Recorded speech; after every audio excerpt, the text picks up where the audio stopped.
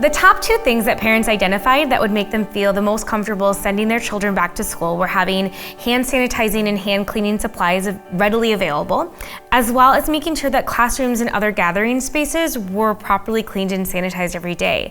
How is Grand Rapids Christian preparing to meet these expectations of increased cleaning standards? We recognize that's a very big concern. It's a big concern for us personally in our own family lives. It's also a big concern for all of us here on staff at Grand Rapids Christian. We started this whole process of sanitizing and disinfecting and learning about what works and what is not necessary, what is most necessary, probably 2 or 3 months ago. And since that initially started, we've met now with our custodial teams at each of our buildings. We've designated one of those individuals. He has been making strategic purchases of various things that are appropriate for elementary, middle, and high school kids. At the elementary level, in addition to teaching kids regularly effective hand washing, hygiene, and things of that nature, there will be ongoing work throughout the course of the day, scheduled times for kids to be washing hands, taking care of wiping down desks, and making sure that everything that they do is done with an additional heightened awareness. In addition, there will be times, as I mentioned, of scheduled hand washing throughout the course of a day so that kids get into the routine of and become familiar and accustomed to washing their hands on a regular basis as a part of ongoing hygiene practices. What about in the classrooms themselves? Is there anything special or over and above what's typically done to make sure that the classrooms themselves are cleaned and sanitized? You bet. During the course of a day, the teachers each are going to be equipped with the sanitizer that they can use on tabletops and on their own workstations, as well as student desks and things like that. And those are going to be they've already been purchased and will be available for every classroom to have a more than enough adequate supply of those kinds of things.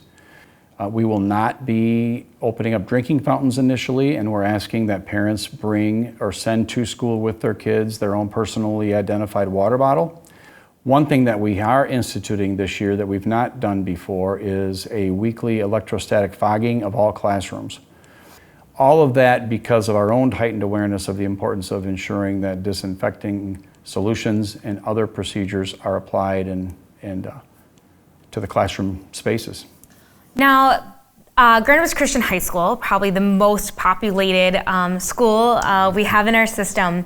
I think close to 800 or so kids plus staff members. How will the schools ensure that that space specifically is being cleaned and sanitized properly? The most significant thing that we're doing in response to that is with our return to school on August 19, high school students will be live on campus 4 days a week.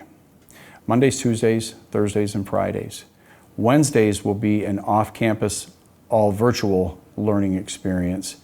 And that in itself will provide our facilities teams and operational staff members the opportunity to really conduct a very thorough, deep clean, and electrostatic fogging of all classroom spaces. One of the top factors that would make parents feel most comfortable sending their kids back to school was ensuring that Grand Rapids Christian is following health department and CDC guidelines and regulations. What ways is Grand Rapids Christian preparing to follow those? We have been in close contact, countywide actually, and certainly here at Grand Rapids Christian, with the Kent County Health Department on a very regular basis. They have been amazingly collaborative and supportive of us and other schools, and have really gone out of their way to make sure that the information that they have now been sharing with us in a very ongoing, regular basis is current, is rooted in science, and includes strategies and procedures and protocols that we will fully institute once kids return on August 19. The other resource that's been incredibly helpful is actually the CDC.